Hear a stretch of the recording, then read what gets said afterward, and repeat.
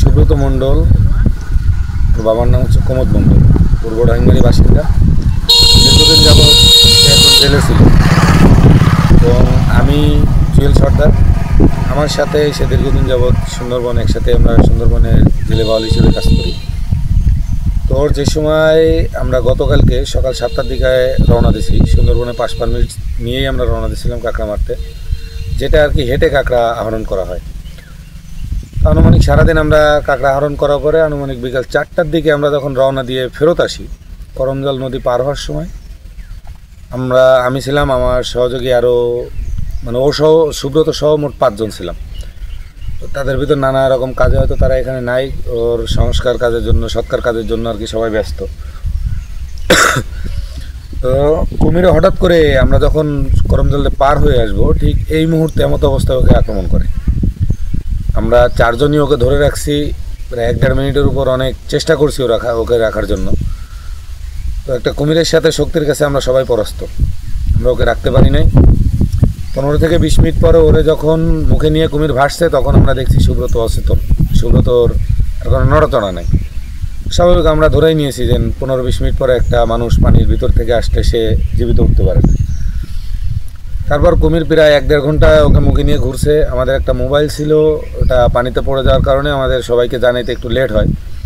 তারপর আমরা ওই ফোনটা শুকায়ে উপরে খবর দিলাম, লোকালয়ে খবর দিলে লোকজন সবাই গেল, ফরেস্ট বন বিভাগ গেছে ওখানে।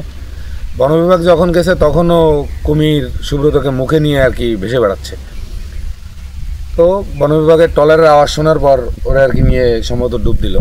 পরে জনগণ অনেক ছিল, আমরা অনেক খোঁজাখুঁজি, যেহেতু পানি ভরা ছিল, মেলা একটা চেষ্টা করতে পারিনি। ভাই হয়তো ছিল, আরও টিম মেম্বার ছিল অনেকে। পর আনুমানিক রাত 8টার পর থেকে আমরা খোঁজাখুঁজি একটু নিচে নেমে, পানিতে নেমে খোঁজা শুরু করি। তো খুঁজতে খুঁজতে 2-2.5 ঘন্টা খোঁজার পর 10:30টা নাগাদ ওর লাশটা পাওয়া যায় পানির তলদেশে, একেবারে তলদেশে ওকে পাওয়া যায়। তখন ওর উদ্ধার করে ফরেস্টের দেখাই আর কি, ফরেস্ট অফিসের সামনে দিয়ে তাদের দেখাই নিয়ে আমরা চলে আসছি। আইনের যা প্রক্রিয়া ছিল সব সুষ্ঠুভাবে আমরা ইনশাআল্লাহ সম্পন্ন করলাম এবং ওর সৎকারও শেষ হয়েছে। আর আমার ভাই আছে যে উদ্ধার কাজে ছিল, কিছু বলুন। তো আমার দাবি, বনজীবী সুব্রত মণ্ডল যেহেতু বন বিভাগের বৈধ পারমিট নিয়ে বনে গেছিল, আমরা চাই বন বিভাগ সহ সরকারি সংশ্লিষ্ট যত দপ্তর আছে তারা এই পরিবারের পাশে দাঁড়ায়। তার একজন বিধবা স্ত্রী রেখে গেল, সে তার স্ত্রীর গর্ভে একজন সন্তান, সে একজন তার স্ত্রীর অন্তঃসত্ত্বা।